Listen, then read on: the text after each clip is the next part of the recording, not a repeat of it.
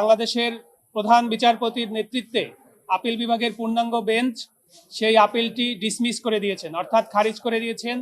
এর ফলশ্রুতিতে জনাব মঞ্জুরুল হাসান মুন্সি নির্বাচনে অংশগ্রহণ করতে পারবেন না। তার প্রার্থিতা বাতিলের যে আদেশ নির্বাচন কমিশন নিয়েছিল এবং মহামান্য হাইকোর্ট বিভাগ বহাল রেখেছিল, সেটি মহামান্য আপিল বিভাগ বহাল রাখলেন এবং এর মাধ্যমে বাংলাদেশে যারা ঋণ খেলাপি তারা নির্বাচনে অংশগ্রহণ করতে পারবেন না। এই আইনি বিষয়টি আবারও মহামান্য আপিল বিভাগের দ্বারা একটি নজির স্থাপিত হলো।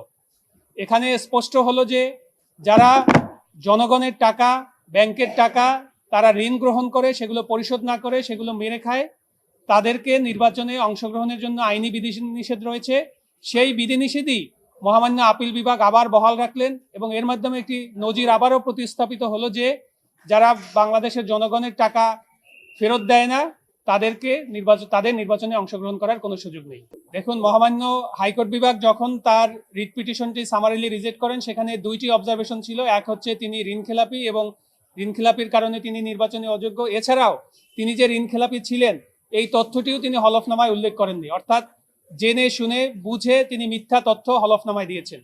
এর পরিপ্রেক্ষিতেই কিন্তু এই দুইটি বিষয় আদালত বিবেচনায় নিয়েছেন এবং পিটিশনারের পক্ষ থেকে আপিলকারীর পক্ষ অর্থাৎ মঞ্জুরুল হাসান মুন্সির পক্ষের আইনজীবীরা আদালতে যুক্তি দেওয়ার চেষ্টা করেছিলেন যে মঞ্জুরুল হাসান মুন্সি তিনি ঋণ খেলাপি নন, তিনি আদালতের আদেশ দ্বারা সুরক্ষিত এবং এই আদেশ আবার মহামান্য আপিল বিভাগের চেম্বার জজে স্টে হওয়ার পরে তিনি কিছু টাকা পরিশোধ করেছেন বলে তাকে ঋণ খেলাপি ধরা যাবে না।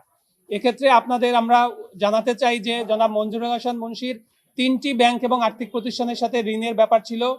প্রিমিয়ার ব্যাংকের এলিফেন্ট রোড শাখায় তার কাছে পাওনা ছিল 94 কোটি টাকার বেশি, আইডিএলসিতে তার পাওনা ছিল 36 কোটি টাকার বেশি এবং আপনারা শুনে অবাক হবেন প্রাইম ফাইন্যান্সের কাছে তার পাওনা ছিল 5,71,000 টাকা, সেটাও তিনি পরিশোধ করেননি। অর্থাৎ তিনি একজন হ্যাবিচুয়াল ঋণ ডিফল্টার এবং তিনি এই ঋণগুলো নিয়েছিলেন 2004 এবং 5 সাল থেকে।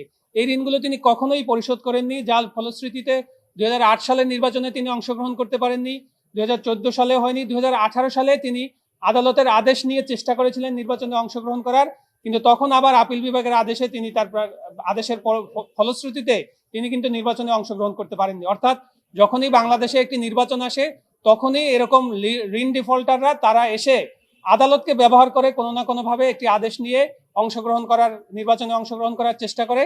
আমরা মনে করি যে এই রায়ের মাধ্যমে বাংলাদেশের জনগণ এবং ঋণ গ্রহীতা তাদের বিরুদ্ধে বাংলাদেশের জনগণের একটি মামলা ছিল এবং জনগণ এখানে বিজয় হয়েছে। যারা ঋণ গ্রহীতা, যারা হলফনামায় মিথ্যা তথ্য দেয়, যারা জনগণকে প্রতারিত করে, যারা নিজেদের দলকে প্রতারিত করে, যারা তাদের সমর্থককে, তাদের ভোটারদেরকে প্রতারিত করে, তাদের প্রতি একটি মেসেজ মহামান্য আপিল বিভাগের রায়ের ফলশ্রুতিতে হয়েছে এবং আমরা মনে করি যে বাংলাদেশের জনগণের বিজয় হয়েছে।